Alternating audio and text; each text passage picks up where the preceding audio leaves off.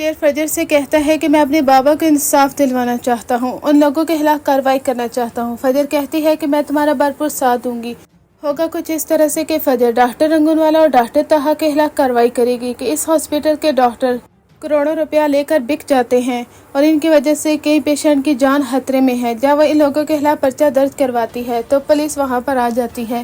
وہ ڈاکٹر رنگون والا اور ڈاکٹر طہا کو گرفتار کر لے گی۔ ڈاکٹر رنگون والا جو کہ کہے گا کہ میرا کوئی قصور نہیں ہے، لیکن فجر انہیں CCTV فوٹیج دکھاتی ہے جہاں پر غلط انجیکشن لگائے جا رہے ہیں اور جہاں پر بدر چچا ان لوگوں کو پیسے دے رہا ہے، وہ سارا ڈیٹا بھی نکال لیا جاتا ہے، جس کی وجہ سے ڈاکٹر رنگون والا اور ڈاکٹر طہا کو جیل ہو جائے گی۔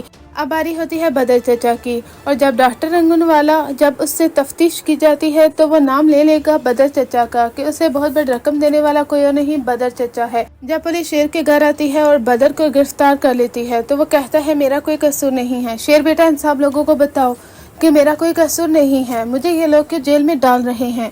وہاں پر شیر کہتا ہے کہ یہ تو قانون ثابت کرے گا کہ کون قصوروار ہے اور کون نہیں، ابھی تو آپ کو جیل میں جانا ہی ہے۔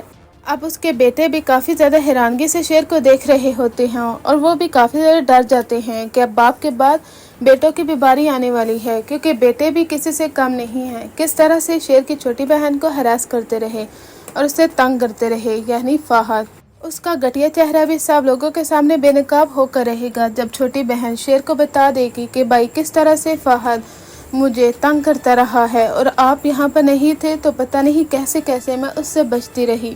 شیر فہد کے منہ پر زور کا تھپڑ بھی مارے گا، لیکن اسے فجر کی باتیں یاد آتی ہیں کہ ہم نے سب کچھ قانون کے دائرے میں رہتے ہوئے کرنا ہے، اس لیے ایک بات یاد رکھنا، کبھی بھی ہم غصے میں کوئی قدم اٹھا کر اپنی جان کو خطرے میں نہیں ڈال سکتے۔ ہر چیز قانون کے مطابق ہی کرنی ہوگی، کیونکہ تمہارے بابا کو انصاف دلانا بہت ضروری ہے۔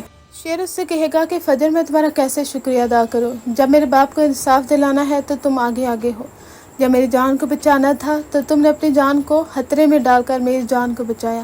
زندگی بھر میں تمہارا یہ احسان کبھی بھی پورا بھی نہیں کر سکتا۔ فجر کہے گی کہ پورا کرنے کی ضرورت بھی نہیں ہے، جس وقت تم نے میری جان بچائی تھی نا، وہ بھی احسان بہت بڑا تھا۔ اب شیر اس سے کہے گا کہ قسمت کا کھیل دیکھو، جب تم مشکل میں تھی تو میں وہاں پر تھا، اور جب میں مشکل میں تھا تو تم میرے پاس تھی، ہر لمحہ ہر پل۔ اسی وجہ سے ہی تو شیر جب فجر کو شادی کے لیے کہہ دیتا ہے تو یہ دونوں نکاح بھی کر لیتے ہیں، کیونکہ فجر کے بابا تو اسے دھکے دے کر گھر سے نکال دیتے ہیں جب انہیں معلوم ہوتا ہے کہ شیر زندہ ہے اور اسے پروٹیکٹ کرنے والا کوئی اور نہیں بلکہ ان کی اپنی ہی بیٹی تھی، تو وہ فجر کو نکال دیتے ہیں۔